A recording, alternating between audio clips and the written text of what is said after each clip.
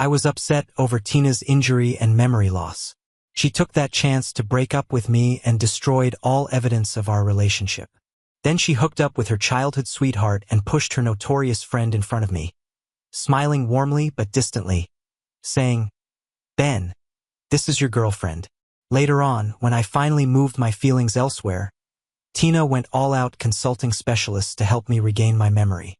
She sobbed, repeatedly emphasizing, "Ben, the person you love is obviously me." I just looked at her, hysterical, and smiled. I asked, "Really? Where's the evidence?" On the way home from the hospital, I scrolled through Instagram and saw that actress Tina was trending for her new relationship. Paparazzi caught a video of her entering a hotel holding hands with a famous actor named Eric. Before the public knew what was going on, the two openly admitted their relationship, revealing they had known each other for a long time and had just reunited, unable to hold back their feelings. The news exploded, and the internet was flooded with blessings. The story of actress Tina and up-and-coming actor Eric conquering the entertainment industry together was moving thousands of fans to tears. Within half an hour, articles about how they got together were everywhere online. I opened the video, checked the shooting date, then read every word of their romance story. They met in middle school, with Tina secretly crushing on him. After high school, she visited his college often without interfering. They both entered the entertainment field, rising from obscurity to stardom. The trending topic was filled with comments like, "Wow, childhood crush, first love, long-lost lovers, together at the peak. This couple is awesome. They were recently filming a college show on the campus where I teach. It's also why I ended up in the hospital." According to colleagues who visited me, Tina and Eric were there when an accident happened. A prop box fell due to a worker's mistake, and I rushed to push Tina out of the way, taking the hit instead. I passed out and was in a coma for 3 days. When I woke up, I'd lost my memory. I went off the trending list and scrolled to the top of my friends' list on Instagram. My finger hovered, unsure of where to land. Feeling strangely suffocated, I rolled down the window and leaned back, letting the evening breeze mess up my hair. Actually, I knew about Tina and Eric's relationship way earlier than everyone else. On my second day awake, Tina visited the hospital to return my phone left at the accident site. She politely but distantly said, "Ben, thank you. We'll cover all the medical costs. For anything else, contact my manager." She placed a sleek black card in front of me, smiling in relief like solving an old puzzle. "Ben, thank you." I was a bit dazed by her cool gaze, and as she turned to leave, panic hit me. I blurted, "Wait a minute." My head hurt. I struggled to ask, "Tina, did we know each other before?" Not because of her roles or the news, just a sense that we knew each other. She didn't answer. Instead, Eric entered, all in white. He hugged Tina right in front of me and took off his sunglasses, saying, "Of course you know each other." While I was still confused, another figure stepped into the room. Tina pushed them in front of me, smirking as she introduced, "Ben, this is your girlfriend. Also my friend, Linda." Linda came from a wealthy background, known for scandalous stories, wild partying and reckless driving. I found all this online later. Honestly, with all those rumors, I couldn't imagine how I got to know someone like her, let alone fall in love. After Tina's introduction, I instinctively looked at Linda, asking, "You're my girlfriend?" Her eyes teared up a bit. She knelt beside the bed, looking at me tenderly. "I can be," she said softly. "Huh? What I mean is, if you don't remember me, it's okay. We can meet again. I'll woo you again," she said. The familiarity when I saw Tina far outweighed what I sensed seeing Linda. Yet, oddly, when I looked into Linda's eyes, something buried deep inside me seemed to stir. In the midst of lost memories and Linda's convincing evidence, I mistook that indescribable feeling as forgotten love for her and chose to trust her. Time passed, and I discovered she was nothing like the online rumors. The temperamental person they depicted cared for me in the hospital with endless patience. She was attentive and gentle. Only when a nurse pricked the wrong spot did she show temper, immediately demanding, "Leave and get someone else." Contrary to her reputation, she cooked incredibly well, handling every meal with care. Even now, she drove slowly and steadily, respecting my unintended nap. When I awoke, a blanket she left for me covered me.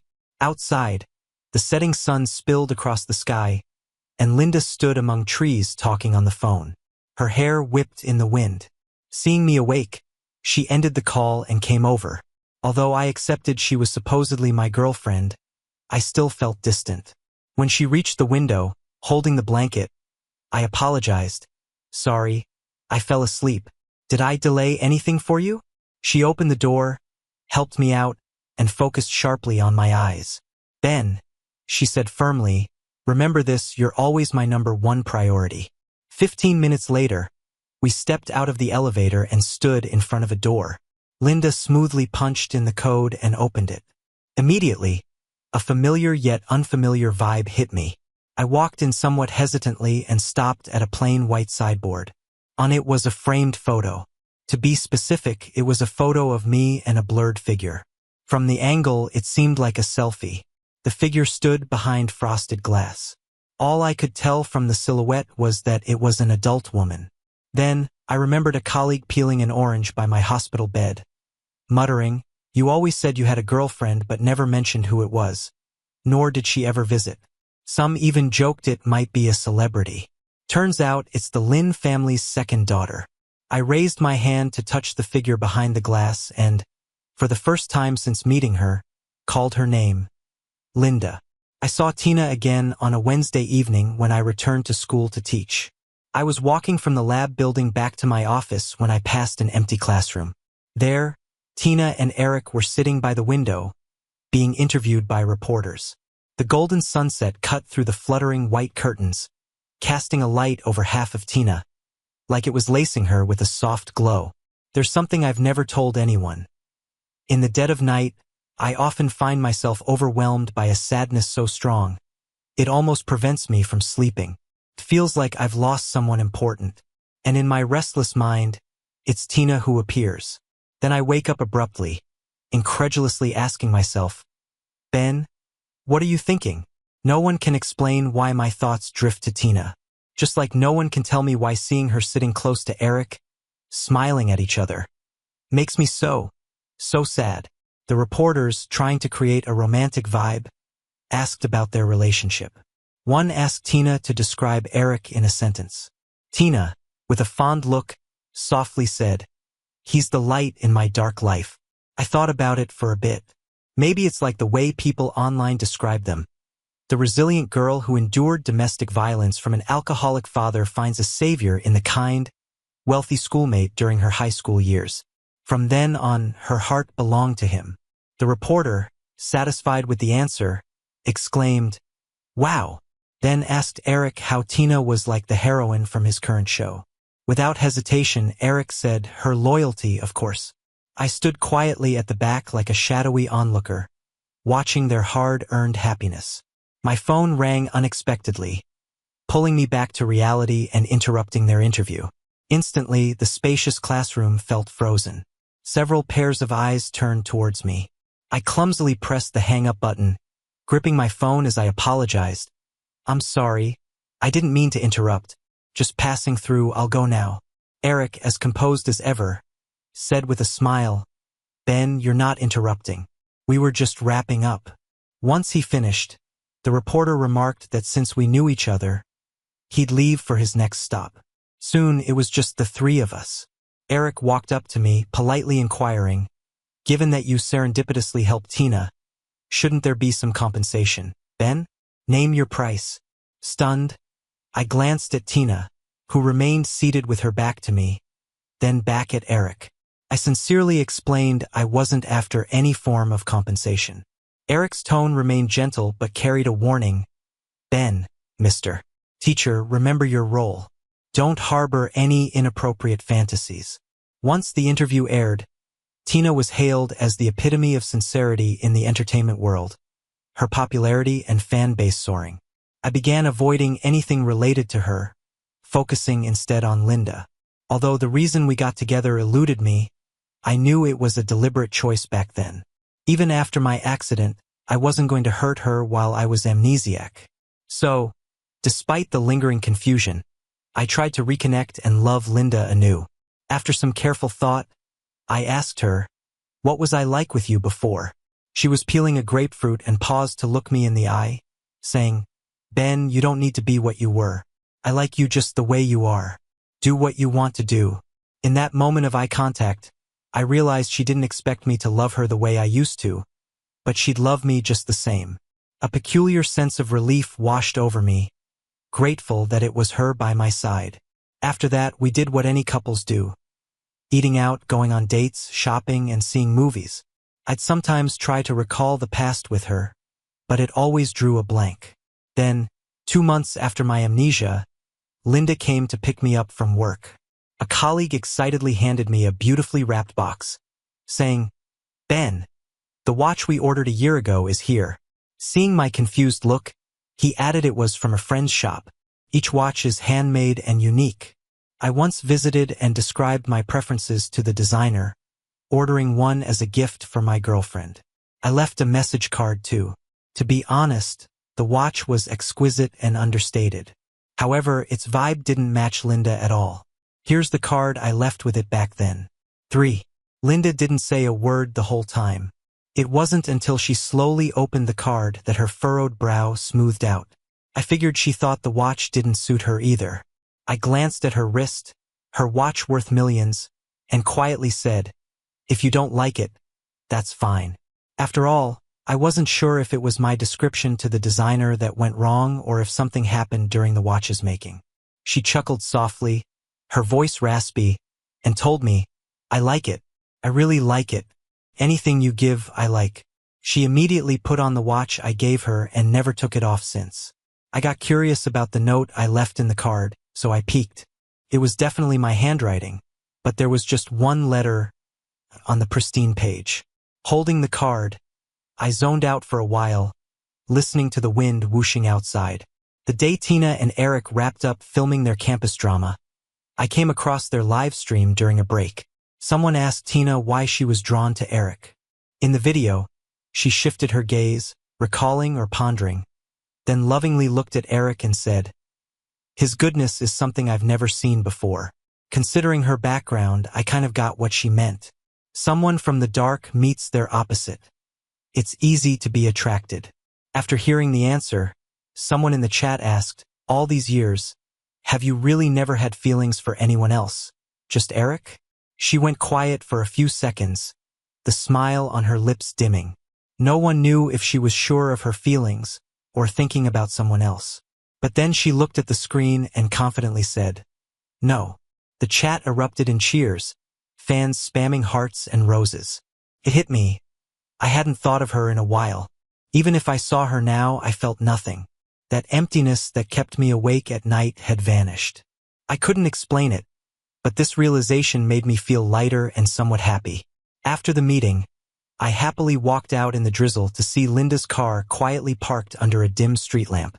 It was 9 p.m. I'd been in a meeting for 3.5 hours. After texting her, she didn't have to wait. Raindrops slid down the window, and my heart felt heavy. Surprised, I got in the car and sighed, "It's so late. I told you not to wait for me." She gently wiped my face with a towel, her dark eyes serious, "But I wanted to see you." She'd always wait for me. The cramped, damp car was filled with an indescribable atmosphere. I looked at her clear-cut features, heart racing, starting to understand why I loved her before my memory loss. I figured, if nothing unexpected happens, Linda would be the one I'd want to spend my life with. Even if I couldn't remember the past, I'd fall for her again. Yet the unexpected did happen. Half a month later, on a stunningly radiant evening, Linda and I left a restaurant and walked down a bustling street, intending to buy hyacinths from a nearby florist. Suddenly, a huge billboard crashed down. It was a Ring ad featuring Tina and Eric, proclaiming eternal love. Instinctively, I pushed Linda aside, narrowly avoiding it. The crashing, the chaos of voices and car sounds, the too familiar scene brought on a severe dizziness and ringing in my ears.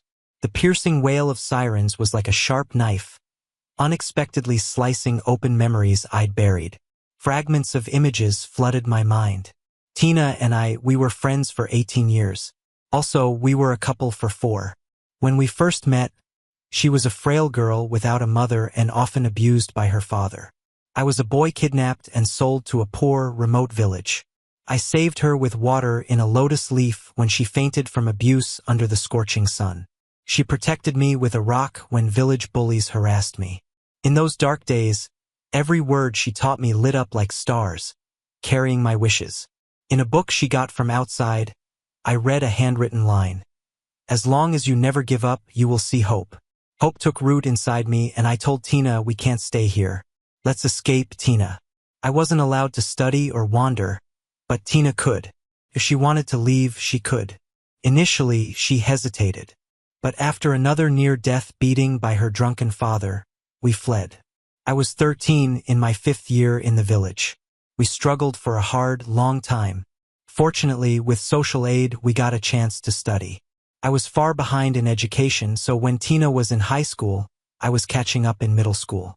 That's when Tina met Eric. But I only heard his name and saw him after Tina's exams, at her graduation party night. I was waiting outside a hotel with a coat for Tina. Afterward, while carefully helping a drunk Tina, I suddenly heard someone shout, "Eric." In that moment, Tina's body stiffened slightly, and I glanced toward the voice, seeing only a slender silhouette, not the face. When we got back, Tina stumbled into my arms, mumbling like she was talking to herself. How can someone as stuck in the mud as I am ever reach the moon? I thought she meant her dreams, so I threw myself into studying and making money. I helped her analyze every character she got, created countless fan accounts to cheer her on. I was careful to protect her dreams. But I didn't expect her moon to be Eric. Back then, she was mired in the mud and out of reach of the moon. Later, she was shining, and the moon came to her. Her first movie with Eric was after she won the Best Actress award. They played each other's first love, but Eric's character died the year Tina's character loved him the most. So even though he had limited scenes and barely any lines, the romantic setting, deep love, and memorable tragic ending brought him lots of attention early in his career. After that, nearly every film of his involved Tina, until the school drama. So everything made sense, and when she said she couldn't join me at the ancient temple in the South City, she was at a hotel with Eric instead. And when I was injured and lost memory for her, she ended our relationship and wiped all traces of us. Linda drove fast and finally stopped outside the hospital. Still worried, she carefully helped me out of the car and wanted me to see a doctor. I let her take my hand, absent-mindedly following her. Her hand had scrapes from the ground, dirted clothes from protecting me. Her hair messy, tousled by the evening wind. She looked so different from the first time we met. Half a year ago at a colleague's birthday party, I got harassed by a drunk guy and ended up in their booth. The dim, flashing lights cast over a room full of handsome guys and beautiful girls. But I instantly noticed Linda casually playing with her glass on the sofa. Back then, her laid-back, carefree demeanor outshone even Tina sitting beside her. Later, that drunk guy grabbed me, claiming I harassed his girlfriend. Tina turned her head away, avoiding my pleading look, while everyone else just watched the drama unfold. Only Linda, she put down her glass and walked over to me. Her commanding presence made the drunk guy pause. Linda asked me, "Did you ever bother his girlfriend?" I shook my head, explaining quickly and surely, "No, I don't even know him." After that, she suddenly smiled at me, reassured me, "Don't be scared. You look good, I believe you." Then, before anyone reacted, she grabbed the drunk guy's wrist, made him let go, and smashed a bottle over his head without hesitation. The loud crash silenced the booth.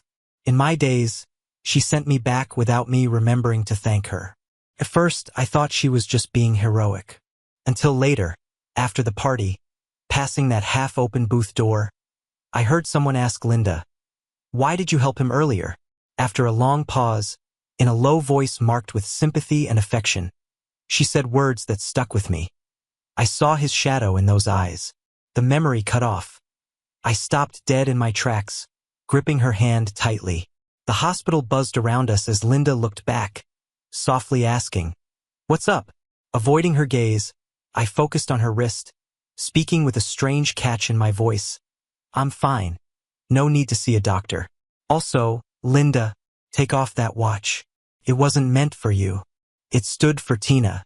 I got into the taxi with the watch, watching her figure fade in the rearview mirror as I left.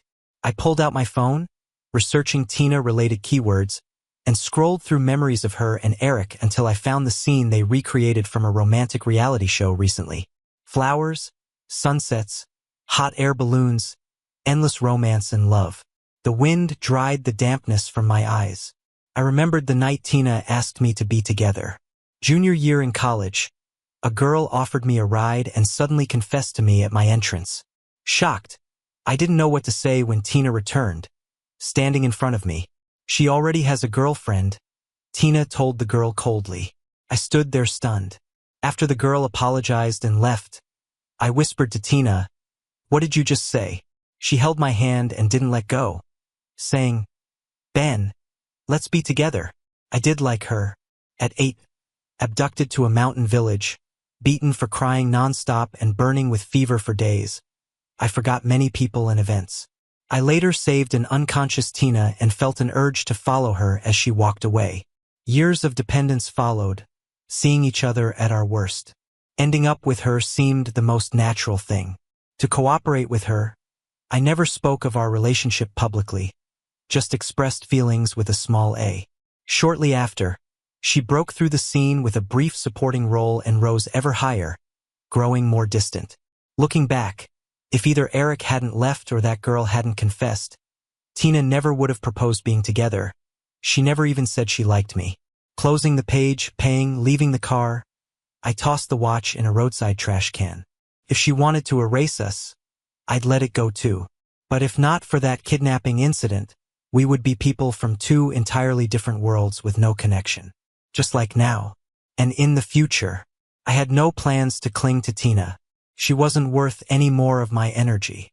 Yet, just a day after my memory returned, her relationship with Eric trended on the news again.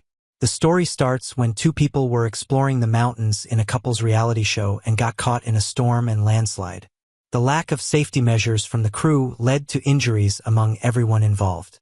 Tina got hurt the worst.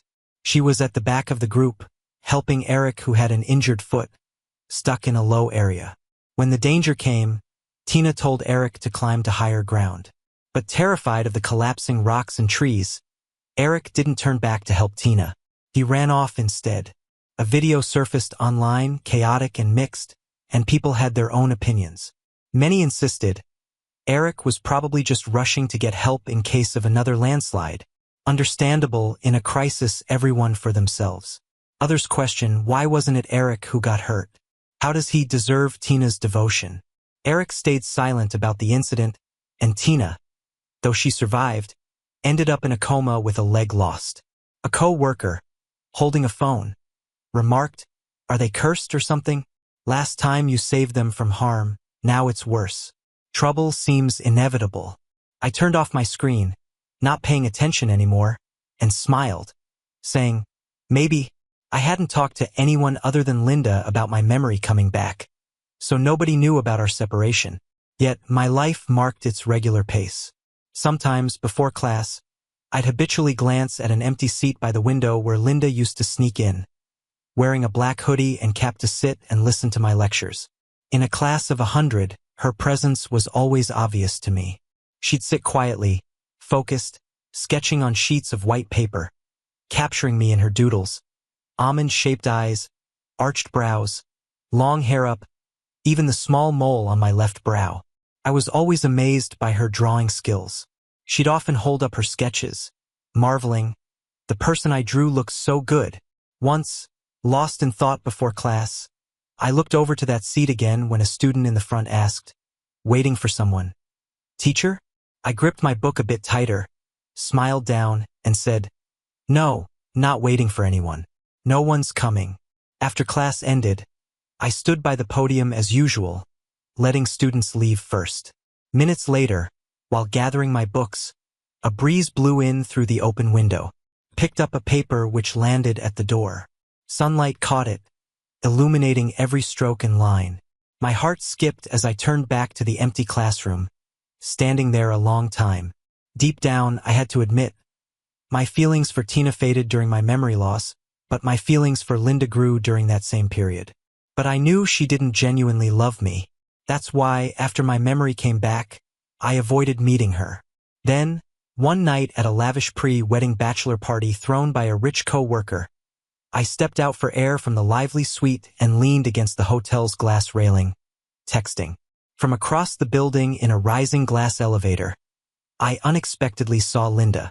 She wore an all-black gown, carrying a luxury purse, surrounded by a group of people.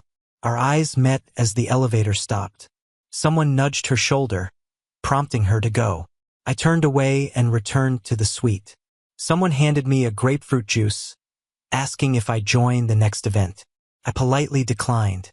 Sitting in a dark corner, I watched the flashing lights, remembering when I first woke up in the hospital with amnesia and met Linda. The evidence she presented for us being together was full of holes. Any careful thought would reveal the inconsistencies. But fresh out of memory, in desperate need of security, I convinced myself of its truth. Thinking back, Tina didn't account for the dangers her decision left me in. Looking now, I'm thankful the person who stepped in as my girlfriend was Linda. After the party, I lingered alone in the now silent suite, finishing the last sip of my drink before leaving. There she was outside the door, Linda. She leaned casually against the wall, hands behind her back, seemingly waiting for the door to open. A faint smell of alcohol hung in the air.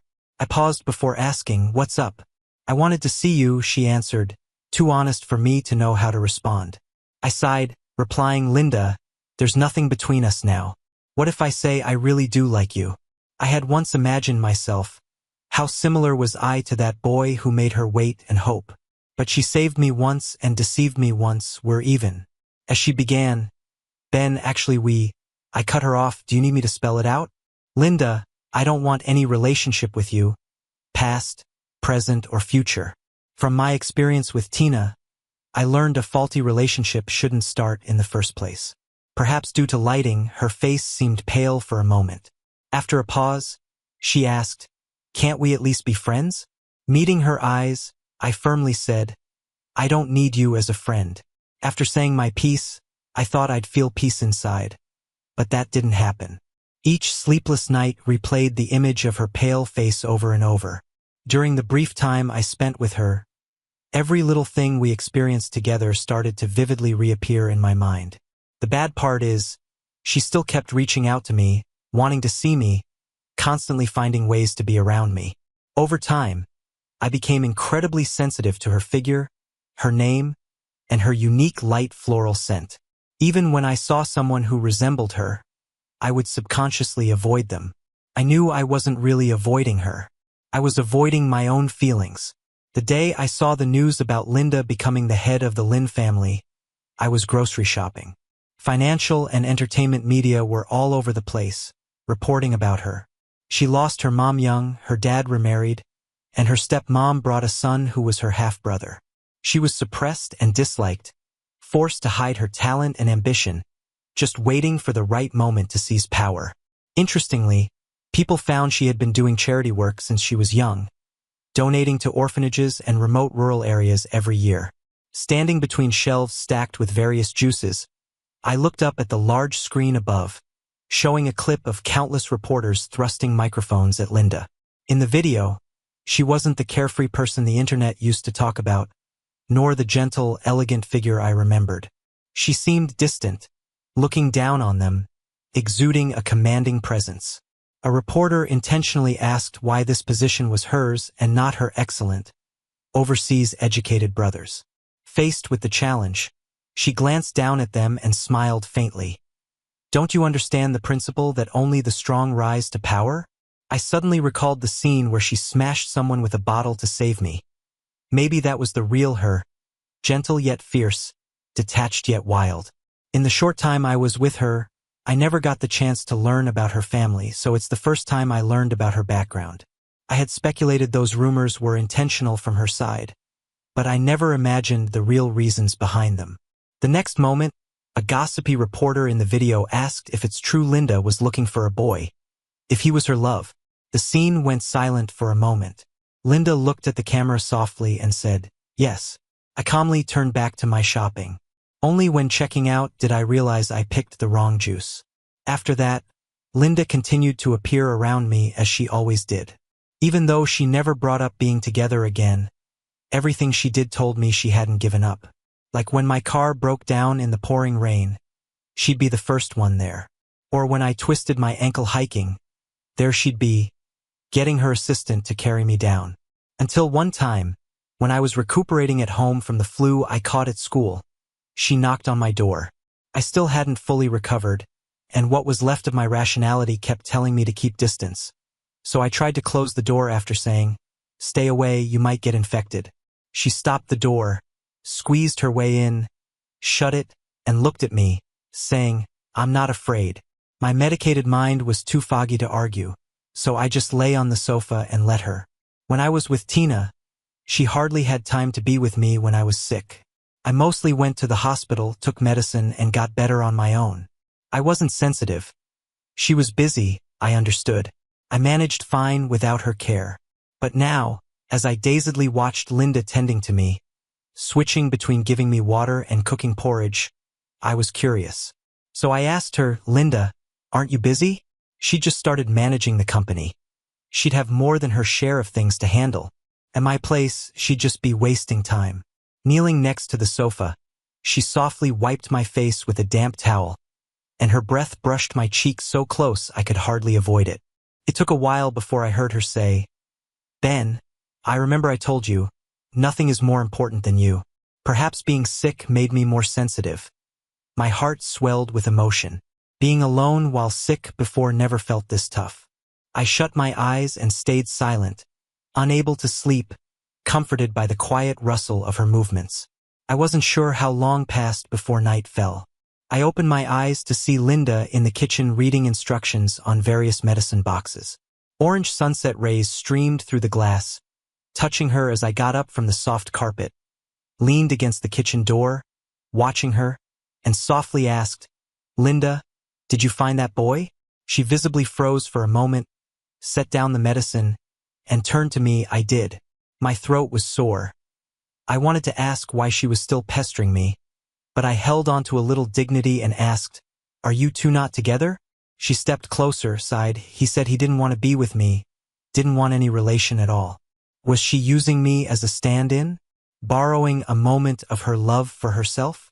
My heart trembled, and I lowered my head, not wanting to meet her gaze. Finally, I gave in. "Linda, can you stop this? I admit I like you, but I can't abandon my principles to be a substitute.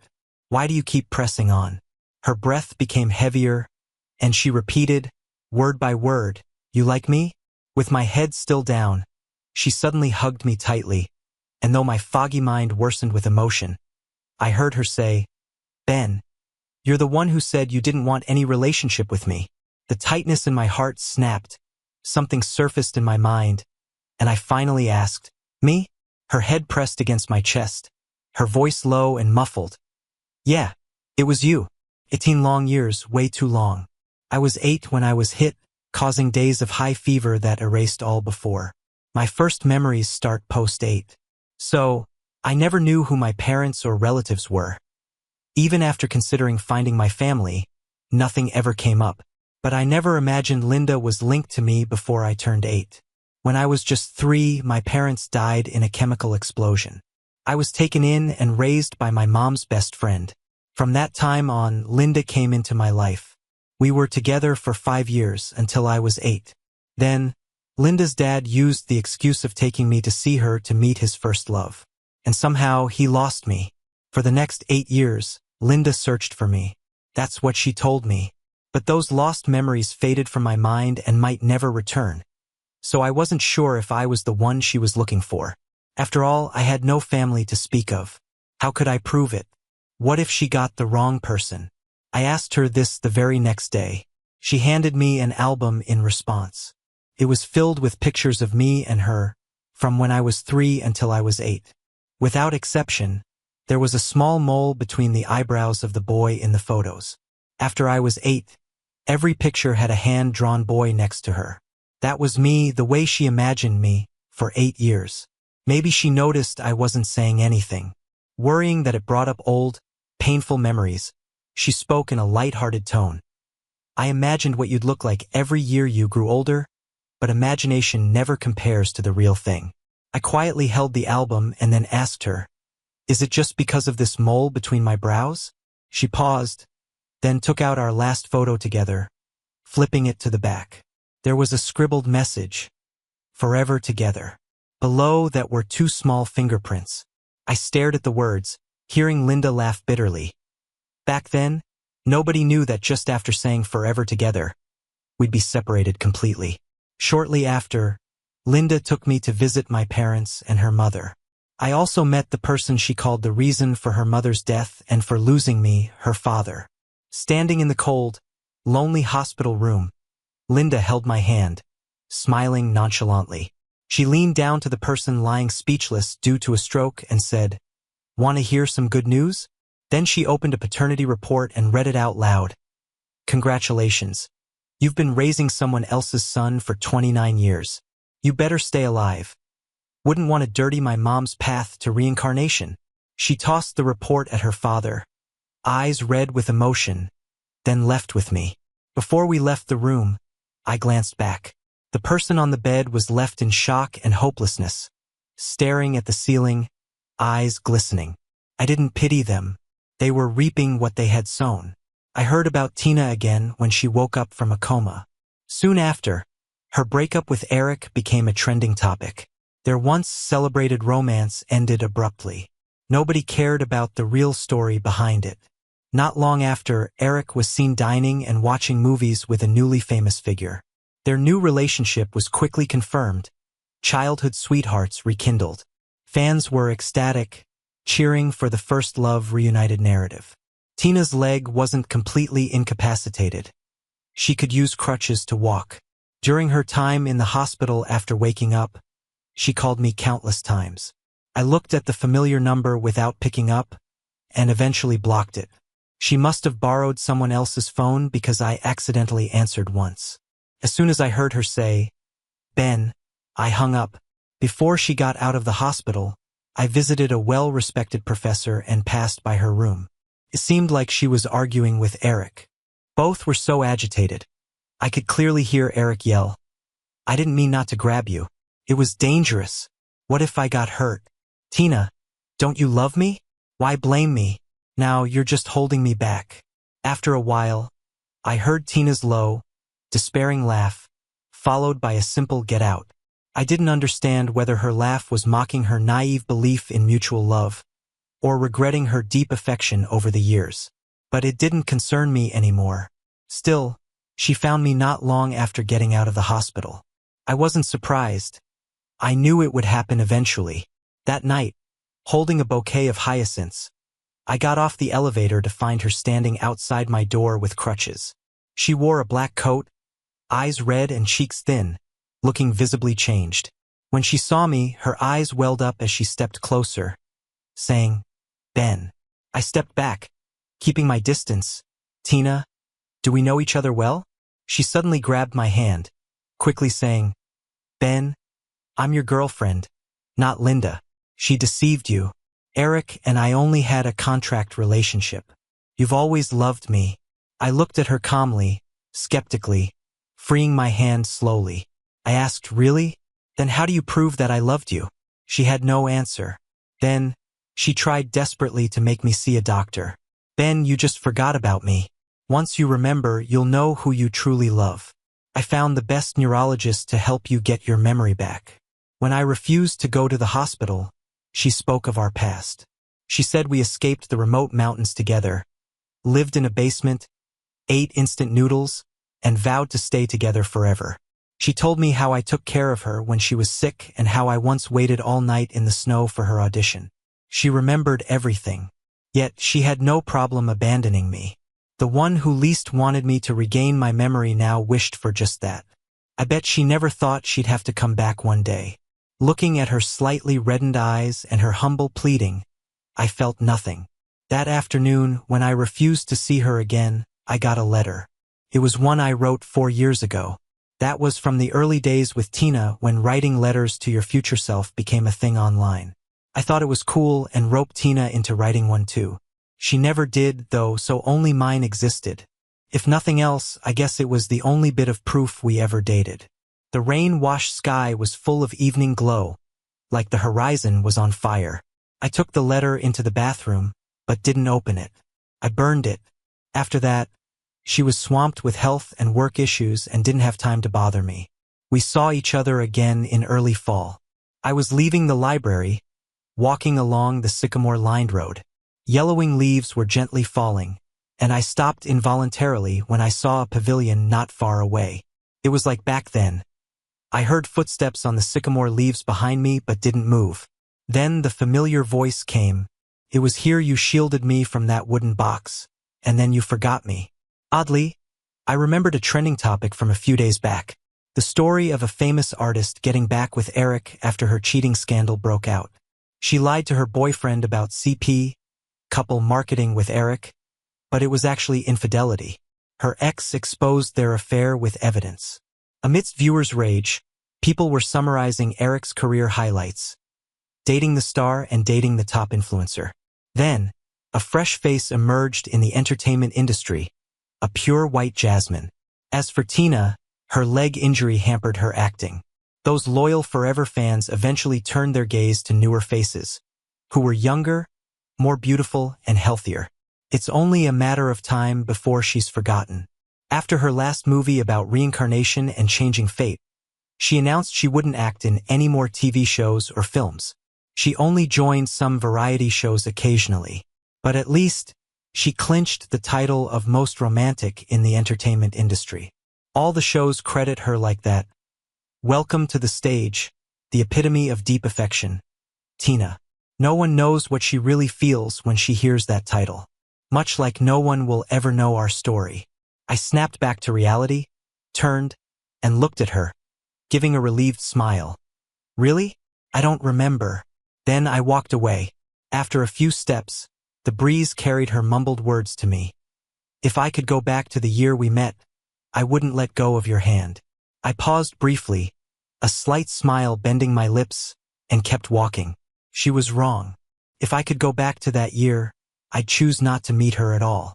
Now I was just getting back on track. At the end of the road, Linda was waiting. I ran to her as she opened her arms for a hug, then whisked me away to a beautifully decorated private garden. Ever since learning about my family history, both Linda and I consciously avoided talking about being together.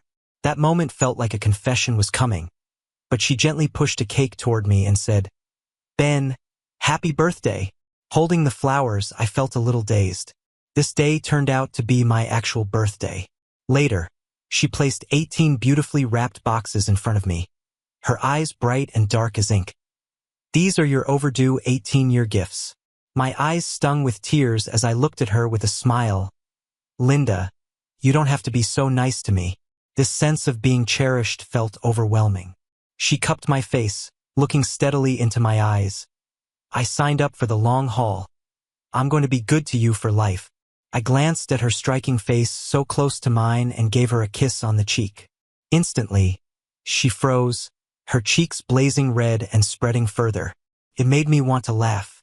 While she stood there stunned, I took out a watch from my bag, glanced at her empty wrist, and told her, "Give me your hand." She obediently reached out, letting me carefully put the watch on her wrist. The air felt charged with something undefinable, almost like putting a ring on her finger. Just as I finished adjusting it, she wrapped her arms around my neck, stealing my breath with a quick kiss.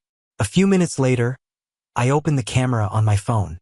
From forgetting to breathe, my face was just as flushed as hers. I was about to check my lips for any damage when Linda appeared in the frame. She grabbed my hand and phone, pressing the shutter. Since age 8, our family photos had been lacking. From right this moment, they picked up where they left off. My longest journey in life also began the day I met Ben, 18 long years. If it weren't for that accident, the one by her side, growing up together, should have been me. Even now, I can still recall that normal afternoon after my cello lesson, when I found out Ben had disappeared. I was 10, First tried the bitter taste of losing someone dear, holding a photo we took just the other day, staying awake all night. Afterward, I started donating to orphanages and impoverished areas. Even if a 1 in 10,000 chance, I hoped Ben was somehow okay. I learned to paint, imagining how she would look each year. As our family business grew very large, I discovered my dad's affair within the family. It hit me that, on that fateful day, his excuse for taking Ben was to take her to meet an old flame.